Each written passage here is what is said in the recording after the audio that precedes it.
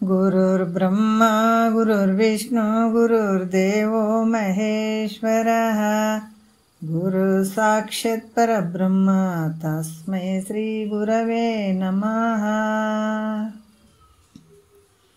ಧ್ಯಾನ ಮೂಲ ಗುರುಮೂರ್ತಿ ಪೂಜ್ಯ ಮೂಲ ಗುರುಪಾದ ಮಂತ್ರ ಮೂಲ ಗುರುವಾಕ್ಯ ಮುಕ್ತಿ ಮೂಲೋ ಗುರುಕೃಪಃ.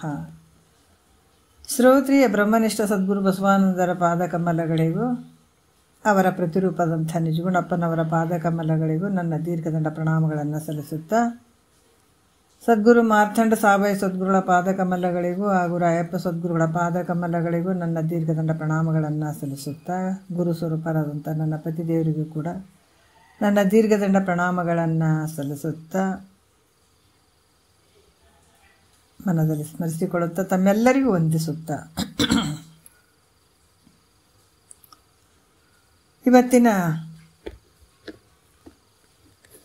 ಈ ಒಂದು ಕೈವಲ್ಯ ಪದ್ಧತಿ ಒಳಗೆ ಜೀವ ಸಂಬೋಧನಾ ಸ್ಥಳ ನಡೆದಂಥ ವಿಚಾರ. ಈ ಜೀವ ಸಂಬೋಧನಾ ಸ್ಥಳದಲ್ಲಿ ಮೊದಲನೆಯ ಪದ ನಡೆದಂಥದ್ದು, ಜೀವನಿಗೆ ಬೋಧನೆಯನ್ನು ಮಾಡ್ತಾ ಇದ್ದಾನ ಪರಮಾತ್ಮ. ಭಾಳಷ್ಟು ದುಃಖ ಐತಪ್ಪ, ಜನನ ಮರಣ ಅನ್ನುವಂಥದ್ದು ದುಃಖ ನನ್ನನ್ನು ಕಾಡ್ತದ, ಅದರಿಂದ ನನಗೆ ಪಾರು ಮಾಡು ಅಂತ ಭಗವಂತನನ್ನು ಕೇಳ್ಕೊಂಡ ಯಾರು? ಶಿಷ್ಯ. ಇವಾಗ ಈ ಜೀವಾತ್ಮನಿಗೆ ಬೋಧನೆಯನ್ನು ಮಾಡುವಂಥದ್ದು. ಜೀವಾತ್ಮ ಅಂದರೆ ಹೆಣ್ಣು ಅಲ್ಲ, ಗಂಡು ಅಲ್ಲ, ಎಲ್ಲರ ಶರೀರದಲ್ಲಿ ಇರುವಂಥವನು. ಉಪಾಧಿಯಿಂದ ಹೆಣ್ಣು ಗಂಡು ಅಂತ ಅನ್ಬೋದು, ಆದರೆ ಎಲ್ಲ ಕಡೆ ಇರುವಂಥವನೈತೆ ಜೀವಾತ್ಮ. ಹೆಣ್ಣಿನಲ್ಲೂ ಇರುವಂಥದ್ದು ಒಬ್ಬ ಆತನೇ, ಗಂಡಿನಲ್ಲಿರುವಂಥ ಸಕಲ ಜೀವರಾಶಿಗಳಲ್ಲಿ ಇರುವಂಥವನು ಒಬ್ಬನೇ. ಇಲ್ಲಿ ಏನು ಹೇಳ್ತಾರ, ಇದೆಲ್ಲ ದುಃಖದಿಂದ ಬಿಡುಗಡೆ ಆಗಕ್ಕೆ ಮುಖ್ಯವಾಗಿರುವಂಥ ಶರೀರ ಮಾನವ ಶರೀರ. ಈ ಅವಕಾಶ ಯಾವ ಶರೀರಕ್ಕೂ ಇಲ್ಲ. ಯಾಕಂದ್ರೆ ಉದ್ಭಿಜ, ಸ್ವೇದಜ, ಅಂಡಜ, ಜರಾಯುಜ ಅಂತೇಳಿ 3 ಗರ್ಭದಲ್ಲಿ ಬರ್ತಾವೆ ಪ್ರಾಣಿ ಪಕ್ಷಿಗಳು, ಗಿಡ ಮರಗಳು ಎಲ್ಲನೂ.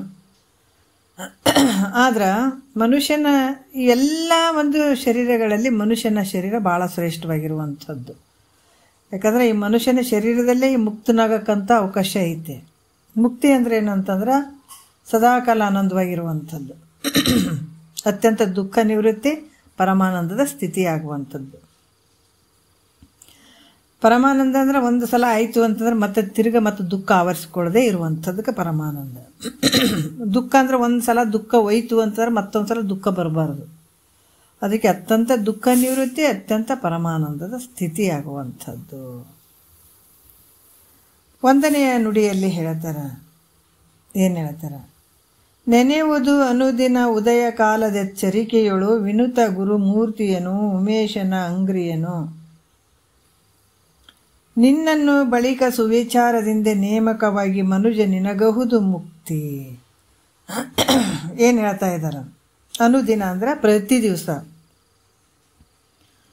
ಇದನ್ನು ಹೇಳಿದ್ರು. ಯಾಕಂದ್ರೆ ಗುರುವಿನ ನೆನೆಸು ಅಂತ ಹೇಳಿದರು.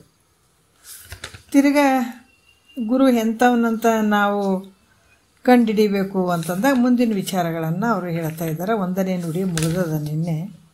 ಆದರೆ ಒಬ್ಬ ಸದ್ಗುರುವಿನ ನಾವು ಹೆಂಗೆ ಗೊತ್ತಿಡಿಬೇಕು ಅಂತಂದಾಗ ಅದರಲ್ಲಿ ಕೂಡ ಭಾಳಷ್ಟು ವಿಚಾರಗಳನ್ನು ಅವರು ಹೇಳಿದರು. ಯಾಕಂತಂದ್ರೆ ಇದು ಯಾವುದು ಸತ್ಯ ಅದ, ಯಾವುದು ಮಿಥ್ಯ ಅದಂತ ಒದವಿ ಬೋಧಿಪನೇ ಸದ್ಗುರುವಕ್ಕಂತ ಹೇಳಿದ್ದಾರೆ. ಯಾಕಂದ್ರೆ 3 ಅವಸ್ಥೆಗಳಿಗೂ ನೀನು ಹೆಂಗಿದೀಪ ಅಂತಂದ್ರೆ ಸಾಕ್ಷಿ ರೂಪವಾಗಿರುವಂಥವನೇ ಇದೆ. ಅದಕ್ಕೆ ಈ ರೀತಿಯಾಗಿ ಇವೆಲ್ಲ ಅರಿವಿನ ಒಂದು ಸ್ವರೂಪ ನೀನಿರುವಂಥವನಿದೆ. ಈ ಜಾಗ್ರ, ಸ್ವಪ್ನ, ಸುಸುಪ್ತಿ ಇವೆಲ್ಲವುಗಳಲ್ಲಿ ಈ ಜಾಗ್ರದಲ್ಲಿರುವಂಥದ್ದನ್ನು ಕೂಡ ನೀನೇ ತಿಳ್ಕೊಳ್ತೀವಿ. ರಾಕಿ ಬಂದ್ ಮಾಡೋದು. ಅದಕ್ಕೆ ಇಲ್ಲಿ ಸ್ವಪ್ನದಲ್ಲಿರುವಂಥದ್ದು ಕೂಡ ನೀನೇ ತಿಳ್ಕೊಳ್ತಿದೆ, ಸುಸುಪ್ತಿಯಲ್ಲಿರುವಂಥದ್ದು ಕೂಡ ನೀನೇ ತಿಳ್ಕೊಳ್ತಿದೆ ಅನ್ನುವಂಥ ವಿಚಾರವನ್ನು ಅವರು ಅದ್ಭುತವಾಗಿ ಹೇಳಿದ್ರು. ಈಗ ನಾವು ಎರಡನೆಯ ನುಡಿಯಿಂದ ನೋಡೋಣ. ಅಂಥ ಸದ್ಗುರುವಿನ ನೀನು ಪಡ್ಕೊ. ಇದನ್ನು ಸತ್ಯ ಯಾವುದು ಮಿಥ್ಯೆ ಯಾವುದು ಅಂತ ಯಾರು ಹೇಳ್ತಾರ ಆತ ಸದ್ಗುರು ಅಂತ ಹೇಳಿದ್ದಾರೆ. ಒಂದು ಸೆಕೆಂಡ್ ಸ್ವಲ್ಪ ಬಂದ್ ಮಾಡಿ ಬರ್ತೀನಿ. ರಾಕಿ ಅದು ಬಂದ್ ಮಾಡು. ಈಗ ಎರಡನೇ ನುಡಿಯಲ್ಲಿ ಹೇಳ್ತಾರೆ, ಏನು ಹೇಳ್ತಾರೆ,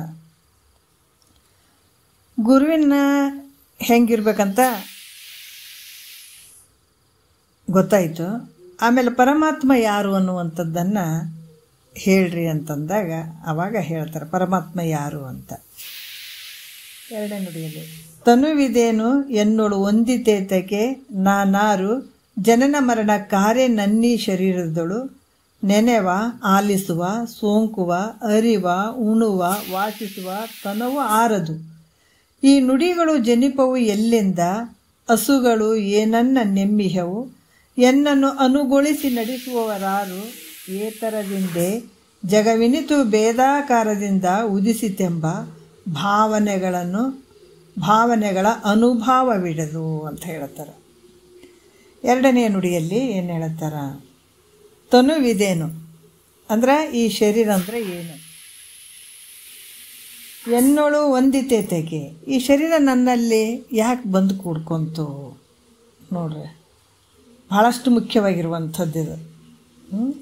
ಯಾಕಂದರೆ ಆ ಒಂದು ಪರಬ್ರಹ್ಮ ಸ್ವರೂಪನಾಗಿರುವಂಥವ್ನು ನಾನು ಮೊದಲು ಏನೊಂದು ತೋರದ ಅಜ್ಞಾನವಲ್ಲದ ಸಚ್ಚಿದಾನಂದ ಸ್ವರೂಪವಾಗಿರುವಂಥ, ಮತ್ತು ಇದು ಇರ್ಲಾದಕ್ಕೆ ಇದೆಲ್ಲಿದ್ದು ಬಂದು ಗಂಟು ಬಿತ್ತಪ್ಪ ಶರೀರ. ಅದಕ್ಕೆ ತನುವಿದೇನು, ಈ ಶರೀರ ಅಂದರೆ ಏನು, ಇದು ಎನ್ನೊಳಗೆ ಯಾಕೆ ಬಂತದು, ನನ್ನಲ್ಲಿ ಯಾಕೆ ಕೂಡಿಕೊಂಡಿತು, ಮತ್ತು ನಾನು ಯಾರಿದ್ದೀನಿ, ಈ ಜನನ ಮರಣಕ್ಕಾರಿ ನನ್ನ ಶರೀರದಳು, ಈ ಜನನ ಮರಣಕ್ಕೆ ಹುಟ್ಟು ಸಾವುಗಳಿಗೆ ಯಾರು ಕಾರಣ ಅನ್ನುವಂಥದ್ದು ನೋಡ್ರಿ. ಯಾಕಂತಂದ್ರೆ ಅದ್ರ ಬಗ್ಗೆ ವಿಚಾರ ಮಾಡುವಂಥದ್ದು. ಗುರುವಿನ ಧ್ಯಾನ ಮಾಡಿದ ನಂತರ ಪಾರ್ವತಿಗೆ ಪತಿಯಾದಂಥ ಪರಮೇಶ್ವರನ ಪಾದಕಮಲಗಳನ್ನು ನೆನೆಸುವಂಥದ್ದು. ಯಾಕಂತಂದ್ರೆ ಗುರು ಪ್ರತ್ಯಕ್ಷ ಉಪದೇಶ ಮಾಡ್ತಾನೆ, ಆದ್ರೆ ಸಗುಣ ರೂಪದಿಂದ ಕಾಣಿಸ್ತಾನೆ ಗುರುನಾಥ. ಗುರುನಾಥ ಹೆಂಗಂದ್ರೆ ಪ್ರತ್ಯಕ್ಷವಾಗಿ ನಮಗೆ ಉಪದೇಶ ಮಾಡ್ತಾನೆ, ಆದ್ರೆ ಸಗುಣ ರೂಪದಿಂದ ನಮಗೆ ಕಾಣಿಸ್ಕೊಳತ್ತಾನೆ. ಅಂಥವನ ಧ್ಯಾನ ನಮಗೆ ಸಂಭವ ಆಗ್ತದೆ. ಆದ್ರೆ ಕಣ್ಣಿಗೆ ಕಾಣಿಸದೇ ಇದ್ದಂಥ ಪರಮಾತ್ಮನ ಪಾದಕಮಲಗಳನ್ನು ಹೆಂಗೆ ಧ್ಯಾನಿಸ್ಬೇಕಪ್ಪ ನೋಡ್ರಿ, ಇದು ಪ್ರಶ್ನೆ ಬರುವಂಥದ್ದು. ಎದುರುಗಡೆ ಗುರು ಅದಾನಂತಂದ್ರೆ ನಾವು ಪೂಜೆ ಮಾಡ್ತೀವಿ, ಸಗುಣ ರೂಪದಿಂದ ಅದಾನ ಅಥವಾ ಉಪದೇಶ ಮಾಡ್ತಾನೆ, ನಾವು ಕೇಳ್ತೀವಿ, ಗುರುವಿಗೆ ಅನ್ನೋದಿನ ನೀವು ಸ್ಮರಣೆ ಮಾಡಿದ್ರೆ ನಾ ಮಾಡ್ತೀನಿ. ಆದ್ರೆ ಪರಮಾತ್ಮ ನಮ್ಮ ಕಣ್ಣಿಗೆ ಕಾಣಂಗಿಲ್ಲ. ಕಣ್ಣಿಗೆ ಕಾಣದೇ ಇರುವಂಥ ಪರಮಾತ್ಮನ ಪಾದಕಮಲಗಳನ್ನು ನಾವು ಹೆಂಗೆ ನೆನೆಸ್ಬೇಕು ಅನ್ನುವಂಥದ್ದು ಭಾಳ ವಿಚಾರ ಹೇಳ್ತಾರೆ ನೋಡ್ರಿ. ಕಾರ್ಯರೂಪವಾಗಿದ್ದಂಥ ಘಟವನ್ನು ಕಂಡು ಕಾರಣವಾಗಿದ್ದಂಥ ಕುಲಾಲ ಅಂದ್ರೆ ಕುಂಬಾರ, ಕಾರ್ಯರೂಪವಾಗಿರುವಂಥದ್ದು ಯಾವುದು ಘಟ ಗಡಿಗೆ, ಅದಕ್ಕೆ ಕಾರಣ ಆಗಿರುವಂಥದ್ದು ಕುಲಾಲನು ಅಂದ್ರೆ ಆತ ಪ್ರತ್ಯಕ್ಷ ಇಲ್ದಿದ್ರು ಕೂಡ ಅದನ್ನು ಅನುಮಾನದಿಂದ, ಯಾಕಂದ್ರೆ ಅನುಮಾನ ಮೇಲಿಂದ ನಾವು ಈ ಗಡಿಗೆಯನ್ನು ಮಾಡಿದಂಥ ಒಬ್ಬ ತಿರ್ಲಿಕ್ಕೆ ಬೇಕಂತ ಅಂದ್ಕೊಳ್ತೀವಿ, ಹೌದಲ್ಲ. ಯಾಕಂದ್ರೆ ಕಾರ್ಯ ಆ ಒಂದು ಕುಂಬಾರ ಮಾಡಿರ್ತಾನಲ್ಲ, ಆದರೆ ಆತನ ಕಾರ್ಯ ಏನಂತ ಒಂದು ಗಡಿಗೆ ಮಡಿಕೆ ಮಾಡ್ಯಾನ.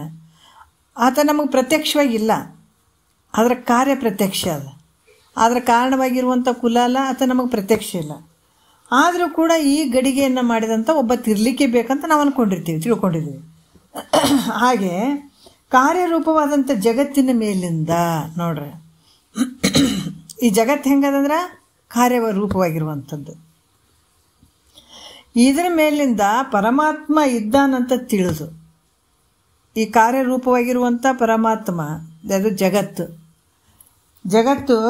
ಅದಕ್ಕೆ ಕಾರಣವಾಗಿರುವಂಥವನು ಪರಮಾತ್ಮ ಇದ್ದಾನಂತ ತಿಳಿದು ಆತನ ಪಾದ ಕಮಲಗಳನ್ನು ಧ್ಯಾನಿಸು.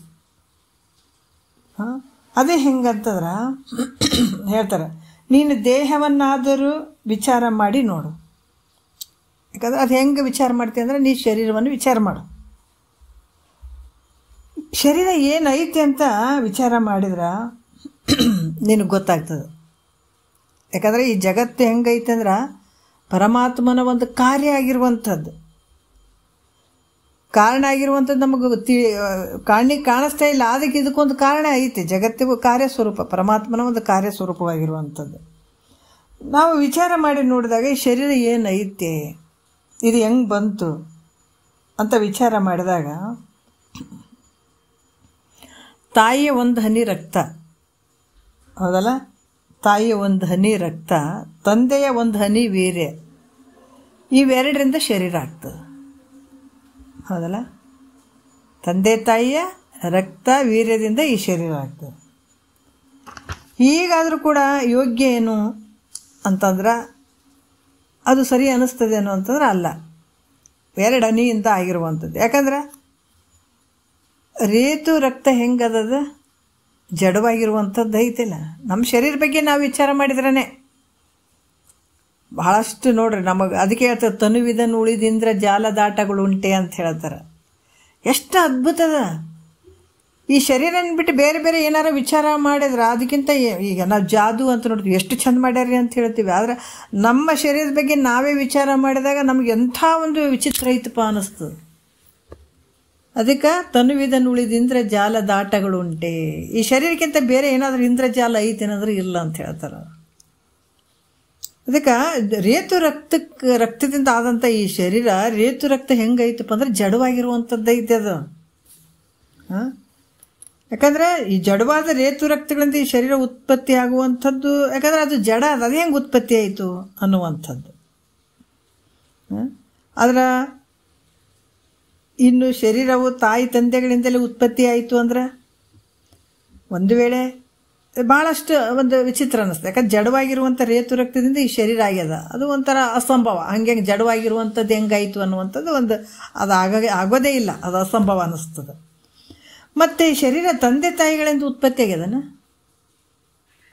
ಮತ್ತು ಒಂದು ವೇಳೆ ತಂದೆ ತಾಯಿನೇ ಈ ಶರೀರ ಮಾಡಿದ್ರಂತಂದ್ರೆ ಎಲ್ಲರೂ ಭಾಳ ಚಂದ ತಿದ್ದಿ ತೀಡಿ ಇಟ್ಕೋತಿದ್ರು, ಎಲ್ಲ ಚಂದ ಮುಖ ಮಾಡ್ತಿದ್ರು, ಕೈ ಕಾಲು ನೀಟಾಗಿ ಗೊಂಬಿ ಥರ ಮಾಡಿ ಇಟ್ಕೊಂಡ್ಬಿಡ್ತಿದ್ರು. ಮತ್ತು ಬೇಕಾದಾಗ ಮಾಡ್ತಿದ್ರು. ಮತ್ತು ಯಾವಾಗ ಮಕ್ಕಳು ಬೇಕಾಗ್ತಾವೆ ಆವಾಗ ತಿದ್ದಿ ತೀಡಿ ಇಟ್ಕೊಂಡ್ಬಿಡ್ತಿದ್ರು. ಹೌದಲ್ಲ, ಆದರೆ ಎಲ್ಲರ ಕಂಡು ಬಂದದ ನಿಂಗೆ? ಎಲ್ಲೂ ಕಂಡು ಬಂದಿಲ್ಲ. ಯಾವ ತಂದೆ ತಾಯಿದು ಕೂಡ ಏನಿಲ್ಲ, ಮಾಡ್ಕೊಳಕ್ಕೆ ಸಾಧ್ಯನೇ ಇಲ್ಲ, ಅವ್ರ ಕೈಯಾಗೂ ಏನೂ ಇಲ್ಲ. ಯಾಕಂತಂದ್ರೆ ಹಂಗೆ ಇತ್ತು ಅಂದರೆ ತಂದೆ ತಾಯಿಗಳು ಉತ್ತಮವಾಗಿರುವಂಥ ಮಕ್ಕಳನ್ನು ಮಾಡ್ತಿದ್ರು. ಆದ್ರೆ 100 ವರ್ಷ ಆಯುಷ್ಯ ಉಳ್ಳಂಥವನ್ನ ಮಕ್ಕಳನ್ನು ಮಾಡ್ಕೋತಿದ್ರು, ಮತ್ತು ಸದ್ಗುಣಗಳಿಂದ ಕೂಡಿದಂಥ ಮಕ್ಕಳನ್ನು ಮಾಡ್ಕೋತಿದ್ರು. ಇಂಥ ಮಗನೇ ಬೇಕು ಅಂತ ಬಯಸ್ತಿದ್ರು. ಈ ರೀತಿ ಮಾಡ್ತಾಯಿದ್ರು. ಮತ್ತು ಅವರು ಇಂಥ ಮಕ್ಕಳು ಆಗಲಿ ಅಂದರೂ ಕೂಡ ಅಂಥ ಮಕ್ಕಳು ಹುಟ್ಟುತ್ತಾವೇನಂದ್ರೆ ಇಲ್ಲ. ಯಾಕಂದ್ರೆ ಸದ್ಗುಣಗಳಿಂದ ಹುಟ್ಟಲಪ್ಪ ಮಕ್ಕಳು ಅಂತಂದ್ರೆ ದುರ್ಗುಣಯುಕ್ತವಾಗಿ ಹುಟ್ಟುತ್ತಾರೆ. ಮತ್ತು ಕುರೂಪಿ ಆದಂಥ ಮಗು ಹುಟ್ಟುತ್ತಾನ. ಯಾಕಂದ್ರೆ ಗಂಡಾಗಲಿ ಅಂದ್ರೆ ಹೆಣ್ಣು ಹುಡ್ತದೆ, ಹೆಣ್ಣಾಗಲಿ ಅಂದ್ರೆ ಗಂಡು ಹುಟ್ಟುತ್ತದೆ. ಅಂದ್ರೆ ನಮ್ಮ ಕೈಯಾಗ ಅದಾವೇನೋ, ತಂದೆ ತಾಯಿ ಕೈಯಾಗ ಐತೇನೋ ಅಂದ್ರೆ ಇಲ್ಲವೇ ಇಲ್ಲ, ಅವ್ರು ಯಾರ ಕೈಯಾಗೂ ಇಲ್ಲ. ಮತ್ತು ಪ್ರತಿಯೊಬ್ಬನು ತನ್ನ ಶರೀರವನ್ನು ತಾನೇ ಉತ್ಪತ್ತಿ ಮಾಡ್ಕೊಳ್ತಾನ ಅಂತಂದರೆ, ಇಲ್ಲ ತಮ್ಮ ತಾವೇ ಮಾಡ್ಕೊತಾಳ್ರಿ ತಮ್ಮ ಶರೀರವನ್ನು ಅಂತಂದ್ರೆ, ಇದು 6 ವಿಕಾರಗಳಿಂದ ಕೂಡ್ಯದ ಈ ಶರೀರ. 6 ವಿಕಾರಗಳಿಂದ ಕೂಡಿದಂಥ ಈ ಶರೀರ ಮಲಮೂತ್ರಮಯವಾಗಿರುವಂಥದ್ದು. ಯಾಕಂದರೆ ಏನೈತ್ರಿ ಶರೀರದಾಗ? ಕಟ್ ಮಾಡಿ ನೋಡಿದ್ರೆ ಬರೀ ನಾವು ಚಂದ ನೀವು ಚಂದ, ನಾವು ಬೆಳ್ಳಗದೀವಿ ನಾವು ಹಂಗದೀವಿ, ನಾವು ಚಲುವರದೀವಿ ಚಲುವರದೀವಿ ಅಂತ ನಾವು ತಿರುಗಾಡ್ತೀವಿ. ಹೌದಲ್ಲ, ಮಹಾತ್ಮರು ತಿಳಿಸ್ತಾರ. ಅಲ್ಲ, ಇದು ಚರ್ಮ ಮ್ಯಾಲೆ ಒದಿಕೆ ಮಾಡ್ಯಾನ ಪರಮಾತ್ಮ. ಒಂದು ವೇಳೆ ಈ ಚರ್ಮ ಏನಾರು ಹಿಂಗೆ ಒದಿಕೆ ಮಾಡಿರಲಿಲ್ಲ ಅಂತಂದ್ರೆ ಒಳಗಡೆದು ಹೊರಗೆ ಕಾಣಂಗಿದ್ರೆ ಹೆಂಗಾಗ್ತಿತ್ತು ಅಂತ ಹೇಳ್ತಿದ್ರು. ಮುಚ್ಕೊಂಡು ಹೋಗ್ಯದ ಅಂತ ಹೇಳ್ಬಿಟ್ಟು ನಾ ಚಂದ ನೀ ಚಂದ ಅಂತ ತಿರುಗಾಡ್ತೀವಿ. ಒಳಗಡೆ ಏನೈತೆ? ಬರೀ ರಕ್ತ ಮಾಂಸ. ಅದು ಒಂದು ದಿವಸ ಬಿಟ್ಟರೆ ವಾಸನೆ ಬರುವಂಗೆ ಈ ಶರೀರ. ಆಮೇಲೆ ಕಟ್ಟಾದ್ರೆ ಒಂದು ಹುಳ ಬೀಳುವಂಥ ಶರೀರ ಇದು. ಭಾಳಷ್ಟು ಇದು ಯಾಕಂತಾರೆ ಮಲಮೂತ್ರಮಯವಾಗಿರುವಂಥದ್ದು ಈ ಶರೀರ. ವಿಚಾರ ಮಾಡಿದರೆ ಚಂದ ಐತೇನೋ ಅಂದರೆ ಇಲ್ಲವೇ ಇಲ್ಲ. ಮತ್ತು ಇದಕ್ಕೆ ಮೋಹ ಮಾಡ್ತೀವಿ, ಎಷ್ಟೊಂದು ಮೋಹ ಮಾಡ್ತೀವಿ. ಮತ್ತು ಇದು ಹೆಂಗಂದ್ರೆ ಅನಂತ ರೋಗಗಳಿಂದ ಕೂಡುವಂಥದ್ದು ಈ ಶರೀರಕ್ಕೆ, ಅನಂತ ರೋಗಗಳು ಇದಕ್ಕಾಗುವಂಥದ್ದು. ಮತ್ತು ತನ್ನ ಕೈಗೆ ಇತ್ತು ಅಂತಂದ್ರೆ ಈ ರೋಗಗಳು ಬರಲಾರ್ದಂಗೆ ಮಾಡ್ಕೊತಿದ್ದ, ಉತ್ತಮ ಶರೀರವನ್ನು ಮಾಡ್ಕೊಳ್ತಿದ್ದ. ಹಾಗಾಗಿ ಒಬ್ಬೊಬ್ಬರು ಒಂದೊಂದು ಶರೀರಗಳು ಒಂದೊಂದು ಥರ, ಯಾಕಂದ್ರೆ ಅವ್ರ ಕೈಯಾಗಿ ಇಲ್ಲವೇ ಇಲ್ಲ ಇವು ಯಾವ ಶರೀರಗಳು.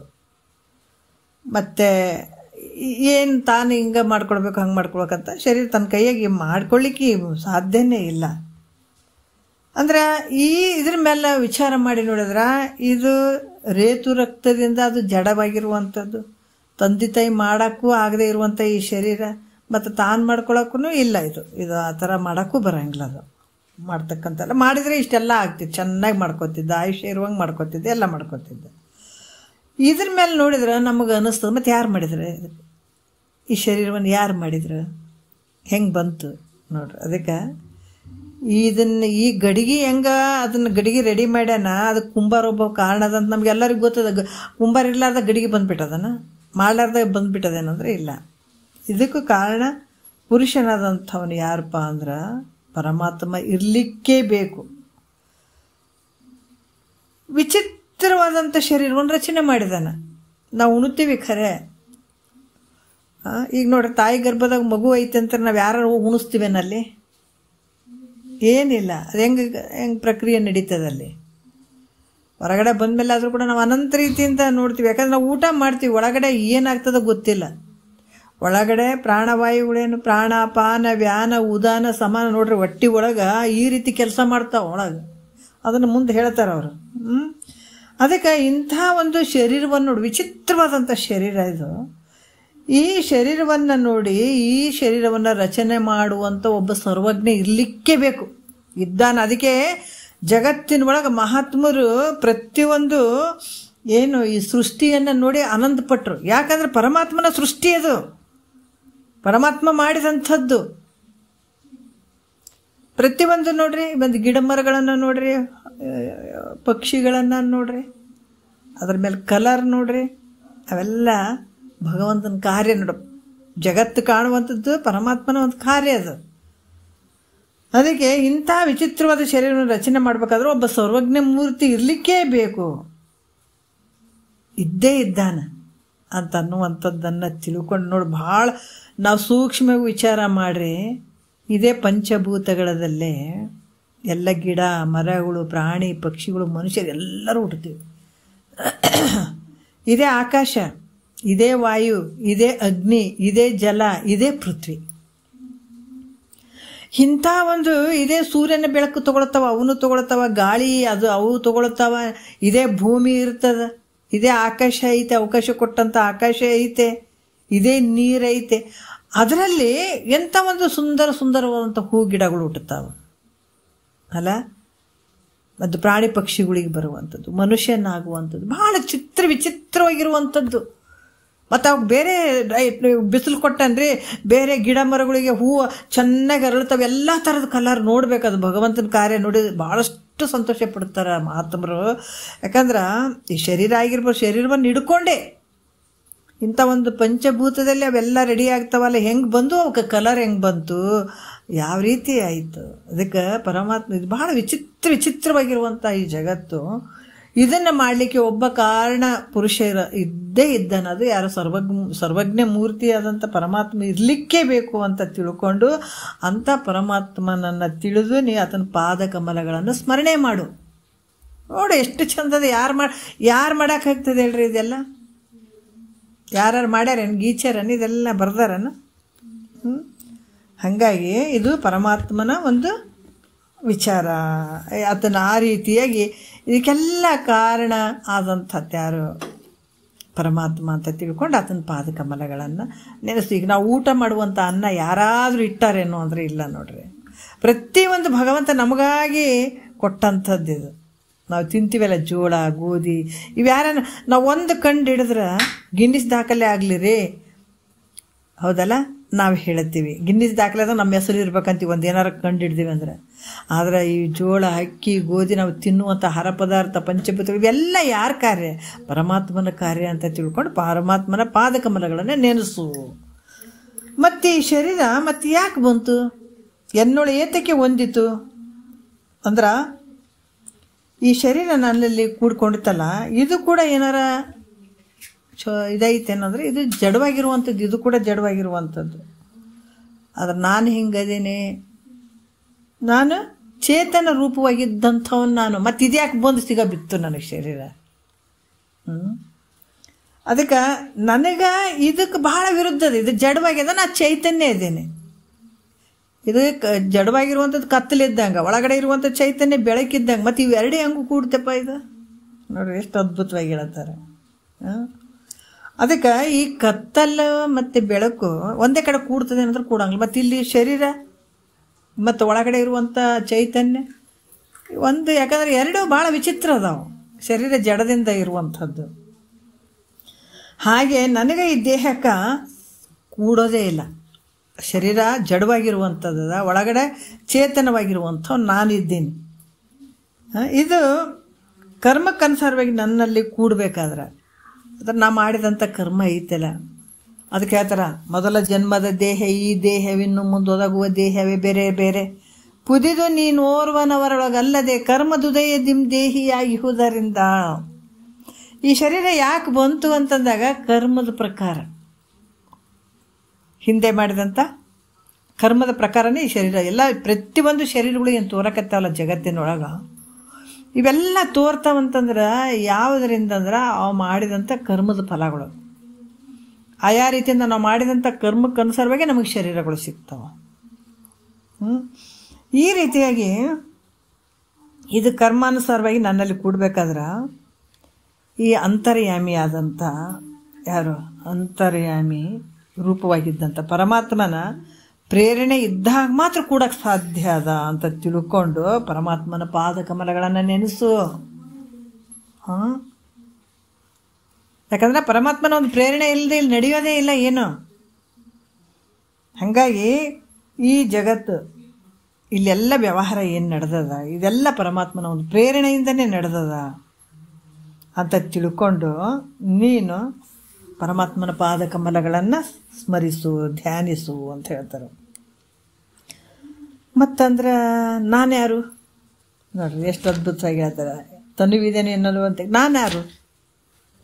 ನಾನು ಯಾರು ಇದ್ದೀನಿ ವಿಚಾರ ಮಾಡಿ ನೋಡಿದ್ರೆ ನಾವೇನು ಹೇಳ್ಕೊಳ್ತೀವಿ? ನಾ ಯಾರು ಇದ್ದೀನಿ ಅಂತಂದ್ರೆ ಒಮ್ಮೆ ನಾ ಶರೀರ ಅಂತ ಅಂದ್ಕೊಳ್ತೀನಿ, ಹೌದಿಲ್ಲ? ಯಾವಾಗ ಗುರು ಮುಖಾಂತರ ಕುಂತು ಕೇಳೋವರೆಗೂ ನಾನು ಶರೀರ ಅಂತಲೇ ತಿಳ್ಕೊಂಡಿರ್ತೀನಿ. ನಾನೇ ಶರೀರ. ಗೊತ್ತಿಲ್ಲ ನಮಗೇನು, ಉಣ್ತೀವಿ, ತಿಂತೀವಿ, ಉಸಿರಾಡೋದು ಕೂಡ ಗೊತ್ತಿರಂಗಿಲ್ಲ ನಮಗೆ. ನೋಡ್ರಿ ಎಂಥ ಒಂದು ಅಜ್ಞಾನ ಆವರಿಸ್ಕೊಂಡು ಬಿಟ್ಟದ ಅಂತಂದ್ರೆ ಈ ರೀತಿ 99 ಜನ ಹಿಂಗೆ ಇರೋದು. 99% ಹಿಂಗೆ ಇರೋದು. ನಮ್ಮ ಉಸಿರಾಡ್ತೀವಿ ಅನ್ನೋದು ನಮ್ಗೆ ಗೊತ್ತಿಲ್ಲ. ಬರೀ ಉಣ್ತೀವಿ, ತಿಂತೀವಿ, ಮಲಗ್ತೀವಿ, ಹೇಳ್ತೀವಿ, ಆಯ್ತು ಮುಗೀತು. ಒಂದ್ಸಲ ಇಲ್ದಂಗೆ ಆಗಿಬಿಡ್ತೀವಿ. ಆದರೆ ಯಾವಾಗ ಗುರು ಮುಖಾಂತರನೇ ಇವು ತಿಳ್ಕೊಳ್ಳಿಕ್ಕೆ ಸಾಧ್ಯ ಆಗ್ತದೆ. ಅದಕ್ಕೆ ಈ ಶರೀರ ನಾನು ಅನ್ನುವಂತೀವಿ, ನಾನು ನಂದು ಅಂತೀವಿ, ನಾನೇ ಅಂತೀವಿ. ಅಪ್ಪ ಅಮ್ಮ ಇಟ್ಟಂಥ ಹೆಸರು ನಾನೇ ಅಂತ ಅಂದ್ಕೊಂಡು ಬಿಡ್ತೀವಿ ಸಾಯೋವರೆಗೂ ಅಲ್ಲ. ಮತ್ತು ಇಂದ್ರಿಯಗಳು ನಾನೇ ಅಂದ್ಕೊಳ್ತೀನಿ. ಇಂದ್ರಿಯಗಳು ಈ ಮನಸ್ಸು ನಾನೇ, ಮನಸ್ಸು, ಬುದ್ಧಿ, ಚಿತ್ತು, ಅಹಂಕಾರ ಇವೆಲ್ಲವೂ ನಾನೇ ಅಂತ ಅಂದ್ಕೊಳ್ಳುವಂಥ ಭಾವ ನಮ್ಮ ಹತ್ರ ಇರ್ತದೆ. ಹಸಿವು, ತೃಷೆ, ಕಷ್ಟ ಕೊಡುವ ಕಾಲದಲ್ಲಿ ಪ್ರಾಣ ಅಂತ ನಾವು ಅಂದ್ಕೊಳ್ತೀವಿ. ಯಾಕಂದರೆ ಹಸಿವಾಗುವಂಥದ್ದು, ನೀರಡಿಕೆ ಆಗುವಂಥದ್ದು, ಈ ರೀತಿ ಕಷ್ಟ ಅನ್ನುವಂಥ ಸಂದರ್ಭದಲ್ಲಿ ಪ್ರಾಣ ನಾನು. ಯಾಕಂದರೆ ಊಟ ಇರಲಿ ಅಂದ್ರೆ ನನ್ನ ಪ್ರಾಣ ಹೋಗ್ತದಪ್ಪ ಅಂತೀವಿ, ನೀರಿರಲಿಲ್ಲ ಅಂದ್ರೆ ನನ್ನ ಪ್ರಾಣ ಹೋಗ್ತದ ಅಂತೀವಿ, ಹೌದಿಲ್ಲ? ಯಾಕಂದ್ರೆ ಹಸಿವು, ತೃಷೆಗಳು ಈ ಪ್ರಾಣದ ಒಂದು ಅಂಶಗಳು. ಯಾಕಂದರೆ ಪ್ರಾಣ ಕೆಲಸಗಳು ಇವು. ಅದಕ್ಕೆ ಇಲ್ಲಿ ಹಸಿವೆ ಜಾಸ್ತಿ ಆಯಿತು, ಊಟ ಇರಲಿಲ್ಲ ಅಂತಂದ್ರೆ ಸತ್ತು ಹೋಗ್ಬಿಡ್ತೀವಿ, ಪ್ರಾಣ ಹೋಗ್ತದಪ್ಪ ಅಂತೀವಿ. ಮತ್ತು ಈ ರೀತಿಯಾಗಿ ನೀರಡಿಕಿರ್ಲಿಲ್ಲ ಅಂದ್ರೆ ಇಲ್ಲ ನಾನು ಸತ್ತೋಗ್ಬಿಡ್ತೀನಿ, ನನ್ನ ಪ್ರಾಣ ಹೋಯ್ತು ಹೋಗ್ಬಿಡ್ತದ ನನಗೆ ಅಂತ ಬಡಬಡಿಸೋವಂಥದ್ದು. ಮತ್ತು ಈ ಕಾಮ ಕ್ರೋಧಾದಿಗಳೇನು ನಮ್ಮಲ್ಲಿ ಅದಾವಲ್ಲ, ಈ ಒಂದು ಸಂದರ್ಭದಲ್ಲಿ ಮನಸ್ಸು ನಾನೇ ಅಂತ ಅಂದ್ಕೊಳ್ಳೋದು. ನಾನು ಹಂಗದೀನಿ, ನಾನು ಹಿಂಗದೀನಿ ಅಂತ ಇಲ್ಲಿ ಕಾಮ, ಕ್ರೋಧ, ಮದ, ಮೋಹ, ಮಾತ್ಸರ್ಯ ಇವೆಲ್ಲ ವಿಚಾರ ಮಾಡಿದಾಗ ಮನಸ್ಸು ನಾನೇ ಅಂತ ಅಂದ್ಕೊಂಡ್ಬಿಡ್ತೀನಿ. ಊಟ ಕಷ್ಟ, ಹಸಿವಾಗ್ಯದ, ನೀರಡಿಕೆ ಆಗ್ಯದ ಅಂತಂದಾಗ ಪ್ರಾಣ ಹೋಗ್ತದಪ್ಪ ಅನ್ನುವಂಥದ್ದು ಮಾಡ್ಕೋತೀನಿ. ಈ ಕಾಮ ಕ್ರೋಧಾದಿಗಳು ಬಂದಾಗ ಈ ಮನಸ್ಸೇ ನಾನು ಅಂದ್ಕೊಂಡ್ಬಿಡ್ತೀನಿ. ಮತ್ತು ಇದಕ್ಕೆ ಬುದ್ಧಿಗೆ ಶೋಕ ಮೋಹಾದಿಗಳು ಏನಾದರೂ ಬಂದು ಅಂದಾಗ ಅವಾಗೇನು ಬುದ್ಧಿ ನಾನಾಗಿಬಿಡ್ತೀನಿ, ಬುದ್ಧಿಯ ಸ್ವರೂಪ ನಾನಾಗಿಬಿಡ್ತೀನಿ. ಮತ್ತು ಅಹಂಕಾರ, ನಾನು ಅಂಥವನಿದ್ದೀನಿ ಇಂಥವ್ದಿದ್ದೀನಿ ನೋಡಬಾರ್ದಕ್ಕಂತ ಏನಾದರೂ ಇಂಥ ಭಾವ ಬಂದಾಗ ಅಹಂಕಾರ ನಾನಾಗಿರ್ತೀನಿ. ಇವೆಲ್ಲ ವಿಚಾರ ಮಾಡಿ ನೋಡಿದ್ರೆ ಈ ನನ್ನ ಜ್ಞಾನವೇ ನನಗಿಲ್ಲ. ನೋಡ್ರಿ ಎಷ್ಟು ಅದ್ಭುತವಾಗಿ ಹೇಳ್ತಾರೆ ಅವರು. ಇವೆಲ್ಲವನ್ನು ವಿಚಾರ ಮಾಡಿದ್ರೆ ನನ್ನ ಜ್ಞಾನ ನನಗೇ ಇಲ್ಲ, ಯಾರದೇನಂತ ಗೊತ್ತಿಲ್ಲ, ಇರ್ಲಾರ್ದಕ್ಕೆ ನಾನು ಅಂತಾರೆ. ಅದಕ್ಕೆ ಬಸವಣ್ಣವ್ರು ಹೇಳ್ತಾರೆ, ಕಳ ಬೇಡ, ಕೊಲ ಬೇಡ, ಉಸಿಯ ನುಡಿಯಲು ಬೇಡ, ಇದಿರುವಳಿಯಲು ಬೇಡ, ತನ್ನ ಬಣ್ಣಿಸಬೇಡ, ಇದೆಲ್ಲ ಹೇಳ್ತಾರೆ ನೋಡಿ. ಇದೇ ಅಂತರಂಗ ಶುದ್ಧಿ, ಇದೇ ಬಹಿರಂಗ ಶುದ್ಧಿ, ಇದೇ ನಮ್ಮ ಕೂಡಲ ಸಂಗಮ ದೇವನ ಒಲಿಸುವ ಪರಿ. ನಾವು ಯಾರು ಹಿಡ್ಕೊಂಡು ಕುಂತೀವಿ ಈಗ? ನಮಗಿವು ಯಾವ ಅಲ್ಲ, ಶರೀರನೂ ನಾವಲ್ಲ, ಶರೀರ ನಮ್ದಲ್ಲ, ಇಂದ್ರಿಯಗಳು ನಾನಲ್ಲ, ಇವ್ಯಾವ ನಾನಲ್ಲ. ಆದರೂ ಕೂಡ ಇವೆಲ್ಲ ವಿಚಾರ ಮಾಡಿ ನೋಡಿದ್ರೆ ನಾನು ಯಾರು ಇದ್ದೀನಿ ಅನ್ನುವಂಥದ್ದು ಜ್ಞಾನವೇ ನನಗಿಲ್ಲ. ಇರಲಾರ್ದು ನಾನು ಅಂತ ಅಂದ್ಕೊಂಡು ಕುಂತ್ಕೊಂಡ್ಬಿಟ್ಟಿದ್ದೀನಿ. ಅದಕ್ಕೆ ಈ ಶರೀರ ಉತ್ಪತ್ತಿಯ ಜ್ಞಾನ, ಶರೀರ ಉತ್ಪತ್ತಿ ಆಗಿರುವಂಥ ಒಂದು ಜ್ಞಾನ, ಇದನ್ನು ನನ್ನೊಡನೆ ಕೂಡಿಸುವ ಜ್ಞಾನವಂತೂ, ಯಾಕಂದರೆ ಯಾವುದೇ ನನಗೆ ಆ ವಿಚಾರ ಮಾಡುವಂಥ ಜ್ಞಾನನೇ ನನಗಿಲ್ಲ. ಈ ಕಾರಣದಿಂದ ಈ ಶರೀರವನ್ನು ನನ್ನೊಡನೆ ಕೂಡಿಸಿದಂಥ, ಯಾಕಂತಂದ್ರೆ ಈ ಶರೀರ ಹೆಂಗೆ ಬಂತು ನನ್ನೊಡನೆ ಕೂಡಿತನ್ನುವಂಥ ಜ್ಞಾನ ಕೂಡ ನನಗಿಲ್ಲ. ಈ ಕಾರಣದಿಂದ ಶರೀರವನ್ನು ನನ್ನೊಡನೆ ಕೂಡಿಸಿದಂಥ ಪರಮಾತ್ಮನೇ ಅದಾನ. ಯಾಕಂದ್ರೆ ಈ ಇಂಥ ಶರೀರವನ್ನು ನನ್ನ ಜೊತೆ ಕೂಡಿಸಿದಂಥ ಯಾರದಾರ? ಪರಮಾತ್ಮನಿಂದನೇ ಸಾಧ್ಯ ಅದ, ಯಾರಿಂದನೂ ಸಾಧ್ಯ ಇಲ್ಲ ಅಂತ ತಿಳ್ಕೊಂಡು ಪರಮಾತ್ಮನ ಧ್ಯಾನವನ್ನು ಮಾಡು ಅಂತ ಹೇಳುವಂಥದ್ದು. ಮತ್ತೇನು ಹೇಳ್ತಾರ? ಈ ಜನನ ಮರಣ ಕಾರ್ಯ ನನ್ನ ಈ ಶರೀರದೊಳು. ಯಾಕಂತಂದ್ರೆ ಈ ಹುಟ್ಟು ಸಾವು ಇದಕ್ಕೆ ಕಾರಣ ಯಾರು ನೋಡ್ರಿ? ಜನನ ಮರಣಗಳಿಗೆ ಯಾರು ಇದಕ್ಕೆ ಕಾರಣ? ಜನನ ಮರಣ ಕಾರ್ಯ ನನ್ನ ಈ ಶರೀರದೊಳು. ಅಂದ್ರೆ ಜನನ ಮರಣಗಳು ಜೀವನ ಕೈಯಲ್ಲಿ ಅದಾವೇನು? ಯಾಕಂದ್ರೆ ಇವನ ಕೈಯಲ್ಲಿದ್ರೆ, ಜೀವಾತ್ಮನ ಕೈಯಲ್ಲಿ ಜನನ ಮರಣ ಇತ್ತು ಅಂತಂದ್ರೆ ನೋಡ್ರಿ, ಯಾವ ಕಾಲಕ್ಕಾದರೂ ಆತ ಸಾಯ್ಬೇಕಂತಾನೋ ಆ ಕಾಲಕ್ಕೆ ಸಾಯ್ತಿದ್ದದ. ಆತನ ಕೈಯಾಗೂ ಇಲ್ಲ ಇದು. ಅದಕ್ಕೆ ಜೀವನ ಕೈಯಲ್ಲಿಲ್ಲ. ಯಾಕಂದ್ರೆ ಇವನ ಕೈಯಲ್ಲಿದ್ದರೆ ಯಾವ ಕಾಲಕ್ಕೆ ಸಾಯ್ಬೇಕಾಗ್ತದೆ ಅಂತ ಆವಾಗ ಸಾಯ್ತಾನೆ ಅನ್ನೋದ್ರೆ ಸಾಯಂಗಿಲ್ಲ ನೋಡ್ರಿ. ಇಂಥ ಟೈಮಿಗೆ ಸಾಯ್ಬೇಕಪ್ಪ, ಇವಾಗ ಸಾಯ್ಬೇಕಂದ್ರೆ ಹಂಗೆ ಸಾಯೋಕ್ಕಾಗಂಗಿಲ್ಲ. ಇರ್ಬೇಕೆಂದ ಕಾಲದಲ್ಲಿ ಉಳಿಯೋದಿಲ್ಲ. ನಾ ಇನ್ನೂ ಇರ್ಬೇಕಂದ್ರೆ ಇರೋಕ್ಕಾಗಂಗಿಲ್ಲ. ಇಲ್ಲಪ್ಪ ಇನ್ನೂ ಸ್ವಲ್ಪ ದಿವಸ ಸತ್ತೋಗ್ಬಿಡ್ಬೇಕಂದ್ರೆ ಹೋಗೋಕ್ಕಾಗಂಗಿಲ್ಲ.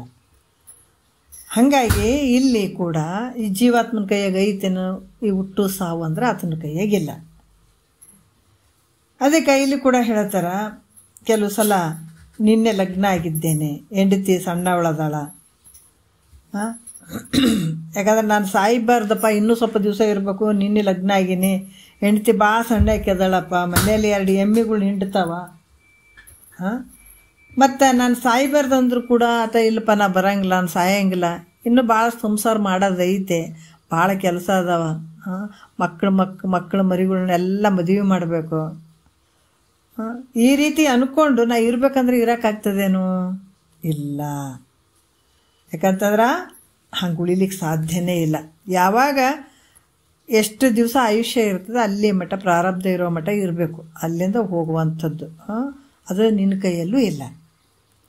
ಮತ್ತು ರೋಗ ಉಂಟು, ಈ ಶರೀರಕ್ಕೆ ರೋಗ ಉಂಟು. ಆಮೇಲೆ ಶರೀರ ಹೆಂಗದ? ಪರಾಧೀನ.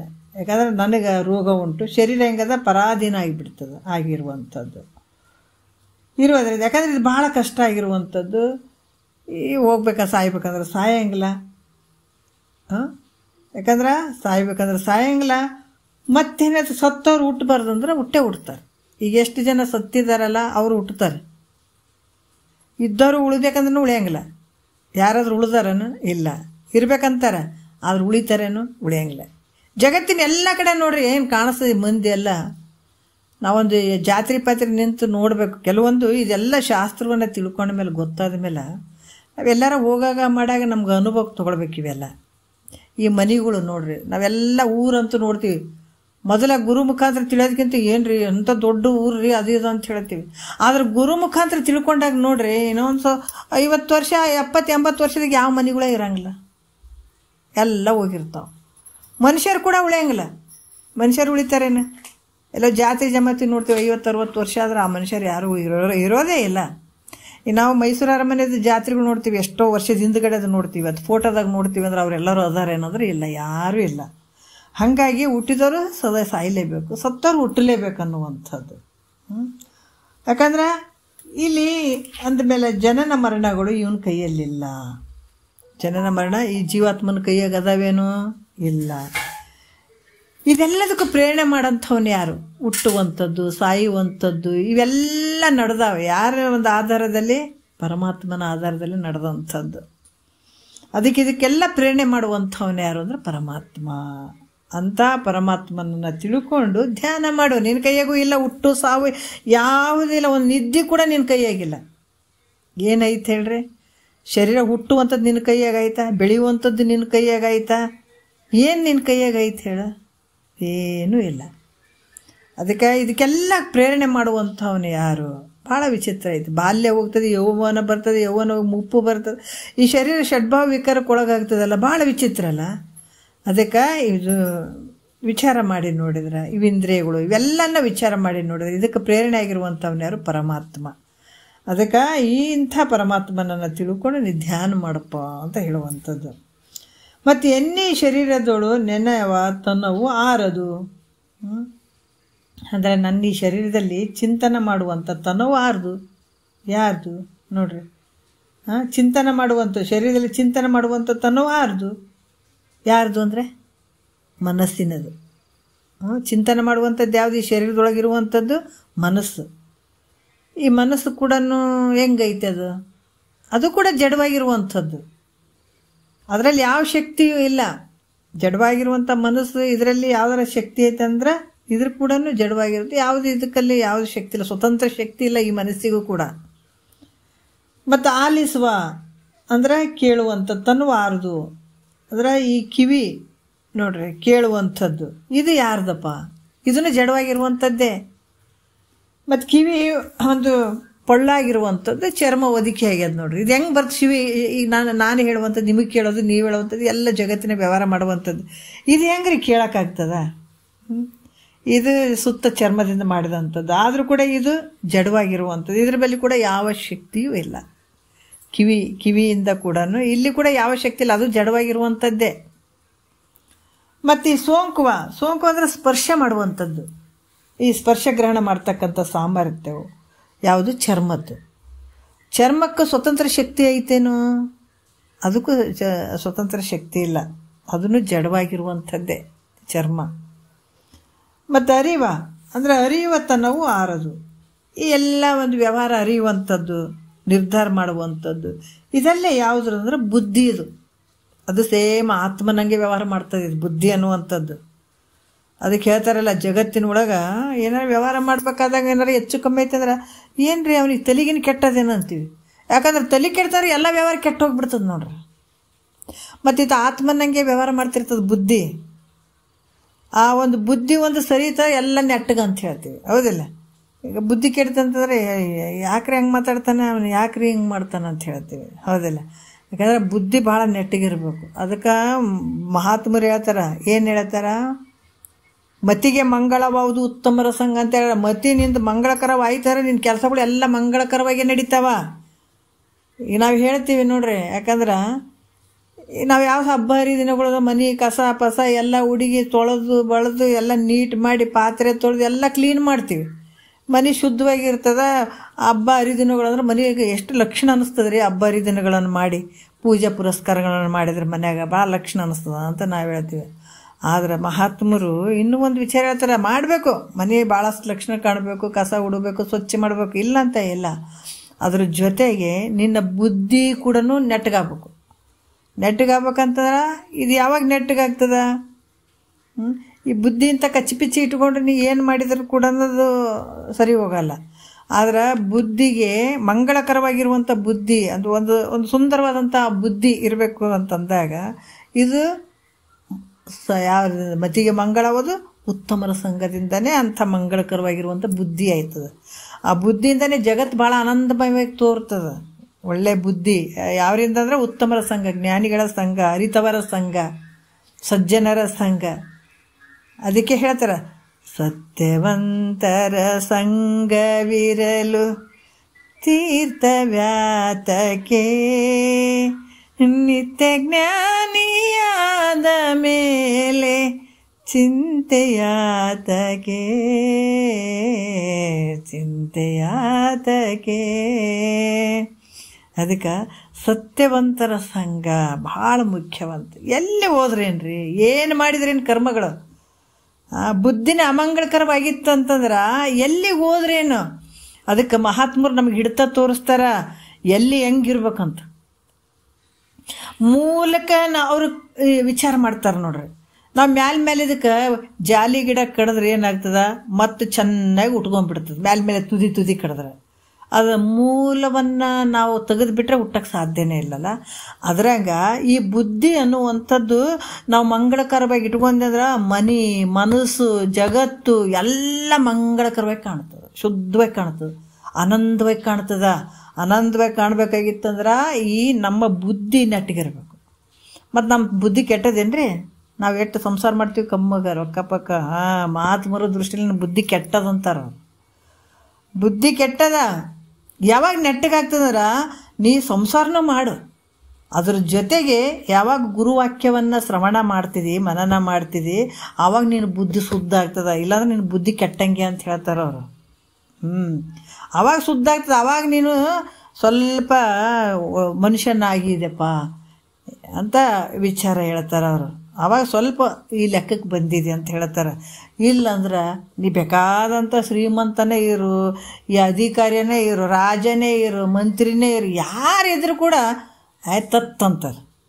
ಅಂತ ಬುದ್ಧಿ ತೊಗೊಂಡು ಏನು ಮಾಡ್ತೀವಿ. ಅದಕ್ಕೆ ಏನಿರ್ದೋಡೆ ನಮ್ಮ ನಿಜ ಬೋಧೆ ಒಂದಿಲ್ಲದಿರೆ ಕಾನನದ ಬೆಳದಿಂಗಳಂತೆ ನಿಷ್ಫಲವೋ ತಿಳ್ಕೊಂಬಿಡು. ಏನಿದ್ರಿ ಏನ್ರಿ ಅಪ್ಪ, ಬುದ್ಧಿನೇ ನೆಟ್ಟಿಗಿರ್ಲಿಲ್ಲ ಅಂದ್ರೆ ಸಂಸಾರ ಹೆಂಗೆ ಸರಿ ಆಗ್ತದೆ. ಸಂಸಾರದಾಗೆ ನೋಡ್ರಿ, ಲೌಕಿಕದೊಳಗೆ ಬುದ್ಧಿ ನೆಟ್ಟಿಗಿರಲಿಲ್ಲ ಅಂದ್ರೆ ಸಂಸಾರ ನಡೆಯಂಗಿಲ್ಲ, ಹೌದಲ್ಲ. ಅಲ್ಲಿ ಶುದ್ಧ ಇರ್ಬೇಕಾಗ್ತದೆ. ಅದಕ್ಕೆ ಅಲ್ಲಿ ಇಟ್ಕೊಂಡಂಥ ಬುದ್ಧಿಯನ್ನು ಸ್ವಲ್ಪ ಈ ಕಡೆ ತೊಗೊಳ್ಬೇಕು, ಪರಮಾರ್ಥದ ಕಡೆ. ಅದಕ್ಕೆ ಇಂಥ ಉತ್ತಮರ ಸಂಘದಿಂದ ಆ ಬುದ್ಧಿ ನೆಟ್ಟಗಾಗೋದು. ಇಲ್ಲಾಂದ್ರೆ ನೆಟ್ಟಗಾಗಂಗಿಲ್ಲ. ಎಲ್ಲ ಕೂಳಿಗೆ ಬದುಕಿರ್ತಾವೆ ನೋಡ್ರಿ. ಅಷ್ಟು ಜಗತ್ತಿನ ಮಹಾತ್ಮರು ಹಿಂಗೆ ಹೇಳ್ತಾರೆ, ಯಾರು ತಮ್ಮನ್ನು ತಾವು ತಿಳ್ಕೊಳ್ಳೋಕೆ ಪ್ರಯತ್ನ ಮಾಡಂಗಿಲ್ಲ ಅವು ಪಶು ಪಕ್ಷಿಗಳಿಗೆ ಸಮ ಅಂತ ಹೇಳ್ತಾರೆ. ಅದಕ್ಕೆ ಈ ರೀತಿಯಾಗಿ ಈ ಅರಿವ ತನ್ನವು ಆರೋದು ಅಂದ್ರೆ ಬುದ್ಧಿ. ಅದು ಈಗ ಎಲ್ಲವನ್ನು ವಿಚಾರ ಮಾಡ್ಕೊಂಡು ತಿಳ್ಕೊಂಡು ಎಲ್ಲ ಮಾಡ್ತೀವಿ. ಇದು ಆತ್ಮನ ಸ್ವರೂಪ ಅಂತಲೇ ಅನಿಸ್ಕೊಳ್ತದೆ ಈ ಬುದ್ಧಿ. ಆದರೆ ನಿಜವಾಗಿ ವಿಚಾರ ಮಾಡಿದರೆ ಈ ಬುದ್ಧಿ ಕೂಡ ಜಡವಾಗಿರುವಂಥದ್ದು. ಇದಕ್ಕೆ ಅರಿಯುವಂಥ ಶಕ್ತಿ ಇದಕ್ಕೂ ಇಲ್ಲ ಬುದ್ಧಿಗೆ. ಅದಕ್ಕೆ ಇಲ್ಲಿ ಹೇಳಿದ್ರು ಉಣುವ ಅಂದರೆ ಈ ನಾಲಿಗೆ ಕೂಡ ಹೆಂಗೆ ಐತಪ್ಪ ಅಂತಂದ್ರೆ ಇದಕ್ಕೂ ಶಕ್ತಿ ಐತೇನೋ, ಸ್ವತಂತ್ರ ಶಕ್ತಿ ನಾಲಿಗೆಗೆ. ನೋಡ್ರಿ ಎಂಥ ಒಂದು ಇವು ಸಾಧನಗಳು ಅದಾವ ನಮ್ಮ ಶರೀರದೊಳಗೆ. ಈಗ ಮನೆಗೆ ಎಲ್ಲಷ್ಟು ಅದಾವಪ್ಪ. ಏನದಾವ, ಮಿಕ್ಸಿ ಅದ, ಗ್ರೈಂಡ್ರ್ ಇರ್ತದ, ವಾಷಿಂಗ್ ಮಿಷಿನ್ ಇರ್ತದ, ಫ್ಯಾನ್ಗಳು ಇರ್ತಾವ, ಹೌದಾ, ಬಲ್ಫ್ಗಳು ಇರ್ತಾವ, ಎಲ್ಲ ಇರ್ತಾವ. ಆದ್ರೆ ಅವಕ್ಕೇನೋ ಸ್ವತಂತ್ರ ಶಕ್ತಿ ಐತೇನು? ಇಲ್ಲಲ್ಲ. ಅದ್ರಾಗ ಪರಮಾತ್ಮ ನಮಗೆ ಇವು ಕಣ್ಣು ಕೊಟ್ಟಾನ, ಕಿವಿ ಕೊಟ್ಟಾನ, ಈ ಮೂಗು ಜ್ಞಾನೇಂದ್ರಿಯಗಳು ಕೊಟ್ಟಾನ, ಈ ಮನಸ್ಸು ಅಂತಃಕರಣಗಳನ್ನು ಕೊಟ್ಟಾನ, ಹೌದಾ, ಕರ್ಮೇಂದ್ರಿಯಗಳನ್ನು ಕೊಟ್ಟಾನ, ಪಂಚ ವಿಷಯಗಳನ್ನು ಕೊಟ್ಟಾನ, ಈ ಓಸು ಕೊಟ್ಟಾನ. ಆದರೆ ಇವಕ್ಕೆ ಸ್ವತಂತ್ರ ಶಕ್ತಿ ಐತೇನಂದ್ರೆ ಇಲ್ಲ. ಅದಕ್ಕೆ ಈ ನಾಲಿಗೆ ಚಂದ ರುಚಿ ನೋಡ್ತದೆ ನೋಡ್ರಿ. ಮತ್ತಿದು ಭಾಳಷ್ಟು ವಿಚಾರ ಹೇಳ್ತಾರೆ. ಇದು ರಸ, ಯಾಕಂದ್ರೆ ಈ ನಾಲಿಗೆ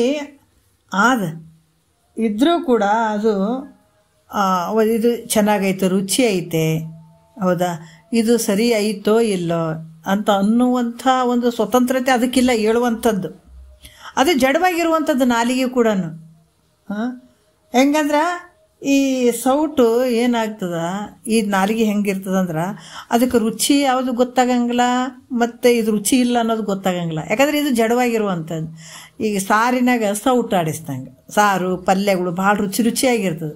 ಸೌಟಲ್ಲಿ ಹಿಂಗೆ ಹಾಕೋತೀವಿ, ಹಾಕೊಂಡ್ರು ಕೂಡ ಆ ಸಾರಿಂದು ರುಚಿ ಆ ಸೌಟಿಗೆ ಗೊತ್ತಾಗ್ತದೆ ಅನ್ನೋದ್ರೆ ಗೊತ್ತಾಗಂಗಿಲ್ಲ. ಅದು ಯಾಕಂದ್ರೆ ಜಡವಾಗಿರುವಂಥದ್ದಲ್ಲ ಸೌಟು. ಅದ್ರಂಗ ಈ ನಾಲಿಗೆ ಕೂಡ ಜಡವಾಗಿರುವಂಥದ್ದದ. ಅದೇ ರೀತಿ ಕೂಡ ಅನಂತ ಪ್ರಕಾರಗಳಿಂದ ಈ ಪದಾರ್ಥಗಳಲ್ಲಿ ಇದು ಓಡಾಡಿದ್ರು ಕೂಡ ಹೆಂಗೆ ಆ ರುಚಿಯನ್ನು ಆ ಸೌಟಿಗೆ ತಿಳಿಯಂಗಿಲ್ಲೋ ಅದರಂಗೆ ಬೇಕಾದಷ್ಟು ತಿಂತೀವಂದ್ರೂ ಕೂಡ ಈ ನಾಲಿಗೆ ರುಚಿ ನೋಡೋಕ್ಕೆ ಸಾಧ್ಯ ಇಲ್ಲ. ಅದಕ್ಕೆ ಸ್ವತಂತ್ರತೆ ಇಲ್ಲ, ಅದು ಸಾಧನ ಅಷ್ಟೇ. ಅದಕ್ಕೆ ಸ್ವತಂತ್ರ ರುಚಿ ಐತೇನಂತ ಕಂಡಿಡಿಯಕ್ಕೆ ಬರಂಗಿಲ್ಲ. ಅದಕ್ಕೆ ಸಾಧನ ಅದು, ಹೊರತಾಗಿ ಅದಕ್ಕೂ ಸ್ವತಂತ್ರತೆ ಇಲ್ಲ. ಮತ್ತು ಈ ಮೂಗಿಂದು ವಾಸಿಸು, ಯಾಕೆ ಮೂಗು ವಾಸನೆ ನೋಡುವಂಥದ್ದು. ಇದು ಕೂಡ ಈ ದುರ್ಗಂಧ ಸುಗಂಧ ಭರಿತವಾದಂಥ ವಾಸನೆ ತಿಳಿಲಿಕ್ಕೆ ಐತೇನಪ್ಪ ಅಂದ್ರೆ ಇದನ್ನು ತಿಳ್ಕೊಳಕ್ಕೆ ಶಕ್ತಿನಿಲ್ಲ. ಯಾಕಂದ್ರೆ ಇದನ್ನು ಜಡವಾಗ್ಯದ. ಇವೆಲ್ಲ ಸಾಧನಗಳು ನಮಗೆ ಇಷ್ಟೆಲ್ಲ ಮೂಗು ಕಣ್ಣು ಕಿವಿ ಎಲ್ಲ ಕೊಟ್ಟಾನ ನೋಡ್ರಿ. ಆದರೂ ಕೂಡ ಇದಕ್ಕೇನಿಲ್ಲ. ಮನ್ಯಾಗ ಲೈಟ್ ಬರೋವರೆಗೂ ಇವೇನು ಕೆಲಸ ಮಾಡಂಗಿಲ್ಲ ನೋಡ್ರಿ. ಕರೆಂಟ್ ಹೋದಾಗ ಮಿಕ್ಸಿ ಕೆಲಸ ಮಾಡಂಗಿಲ್ಲ, ನಾವು ಗ್ರೈಂಡ್ರ್ ಕೆಲಸ ಮಾಡಂಗಿಲ್ಲ, ವಾಷಿಂಗ್ ಮಿಷಿನ್ ಹಾಕಂಗಿಲ್ಲ, ಹೌದಾ, ಫ್ಯಾನ್ ಹಾಕಂಗಿಲ್ಲ, ಇಸ್ತ್ರಿ ಮಾಡಂಗಿಲ್ಲ, ಬಲ್ಫ್ ಹಾಕಂಗಿಲ್ಲ, ಬೆಳಕು ಬರೋಂಗಿಲ್ಲ, ಏನಿಲ್ಲ. ಆದ್ರೆ ಇವೆಲ್ಲದಕ್ಕೆ ಏನು ಮುಖ್ಯವಾಗಿರುವಂಥದ್ದು ಎಲ್ಲರಿಗೂ ಗೊತ್ತದ, ನಿಮಗೂ ಗೊತ್ತದ, ಹೌದಿಲ್ಲ? ಇಲ್ಲಾಂದ್ರೆ ಸುಮ್ಮನೆ ಬರೀ ಬಿದ್ದಾವ ಅಷ್ಟೇ, ಅವಕ್ಕೇನು ಸ್ವತಂತ್ರತೆಯೇ ಇಲ್ಲ. ಅದ್ರಂಗೆ ಇವು ಕಣ್ಣು ಕಿವಿ ಮೂಗೆಲ್ಲ ಸಾಧನಗಳು ಅದಾವ, ಅವು ಹಂಗೆ ಬಿದ್ದಂಗೆ, ಅವಕ್ಕೇನು ಇದಿಲ್ಲ. ಅದಕ್ಕೆ ಇವು ಮೂಗು ಕೂಡ ಹೆಂಗೆ ಐತಪ್ಪ ಅಂದ್ರೆ ಅದು ವಾಸನೆ ನೋಡ್ತದೆ, ದುರ್ಗಂಧ ಸುಗಂಧ ಎಲ್ಲ ನೋಡ್ತದೆ. ಇದು ತಿಳಿತದೇನು ಅಂದ್ರೆ ಇದಿಲ್ಲ.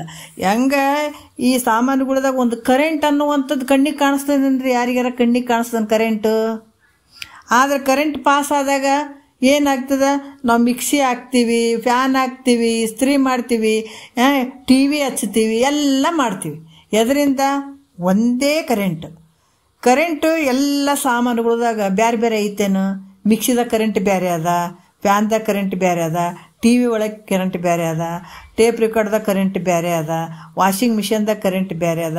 ಯಾವುದಾದ್ರೆ ಬೇರೆ ಐತೇನು? ಒಂದೇ ಅದು ಕರೆಂಟ್ ಕಣ್ಣಿಗೆ ಕಾಣಕತ್ತಿದೇನು? ಇಲ್ಲ, ಹೌದಲ್ಲ?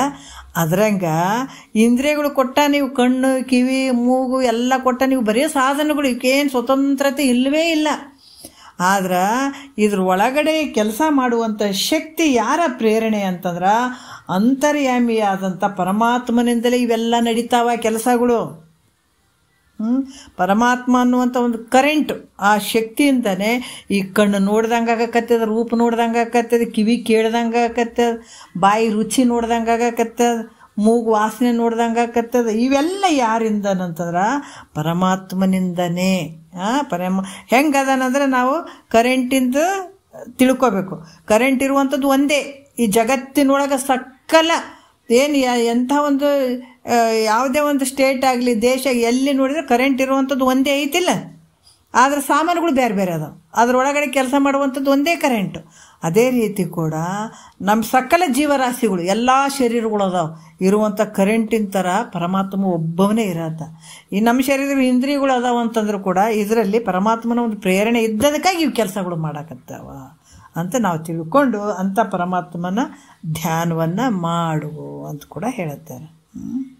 ಈ ರೀತಿಯಾಗಿ ಚೈತನ್ಯ ರೂಪವಾಗಿರುವಂಥ ಪರಮಾತ್ಮನ ಒಂದು ಶಕ್ತಿಯಿಂದಲೇ ಇಷ್ಟೆಲ್ಲ ವ್ಯವಹಾರ ನಡೆದಂಥದ್ದು. ಕಾರ್ಯವಾದಂಥ ಈ ಶರೀರಕ್ಕೆ ಕಾರಣವಾಗಿರುವಂಥ ಪರಮಾತ್ಮನೇ ಅದನ್ನಪ್ಪ ಇಂಥ ಶರೀರಕ್ಕೆ ಇಂಥ ಒಂದು ಇಂದ್ರಿಯಗಳು ಕೊಟ್ಟಾನ. ಇದು ಯಾರಿಂದ ಅಂದರೆ ಪರಮಾತ್ಮನಿಂದ ಅಂತ ಇದನ್ನೇ ತಿಳ್ಕೊಂಡು ಪರಮಾತ್ಮನ ಪಾದಕಮಲಗಳನ್ನು ಸ್ಮರಣೆ ಮಾಡಪ್ಪ ಅಂತ ಹೇಳ್ತಾರೆ. ನಾಳೆಗೂ ಭಾಳ ಒಳ್ಳೊಳ್ಳೆ ವಿಚಾರಗಳು ಅದಾವ. ಇವತ್ತಿಂಥ ವಿಚಾರಗಳು ನಾವು ಕೇಳ್ತಾ ಇದ್ದೀವಿ ಅಂದ್ರೆ ಭಾಳ ಪುಣ್ಯ ಮಾಡಿದ್ದೀವಿ, ಧನ್ಯರಂತ ಹೇಳ್ಕೊಳ್ಬೇಕು. ಮತ್ತು ನುಡಿಗಳು ಜನಿಪವು ಎಲ್ಲಿಂದ, ಈ ಮಾತುಗಳು ಎಲ್ಲಿಂದ ಬರ್ತಾವ, ಏನು ಸುದ್ದಿ ಏನು ಕತಿ ಅಂತ ಮತ್ತೆ ನಾಳೆ ಹೇಳ್ತಾರೆ ನೋಡೋಣ. ಒಂದೆರಡು ಮತ್ತು ಗುರುಗಳ ಪಾದಕ್ಕೆ ಅರ್ಪಿಸಿ ಹರ ಓಂ.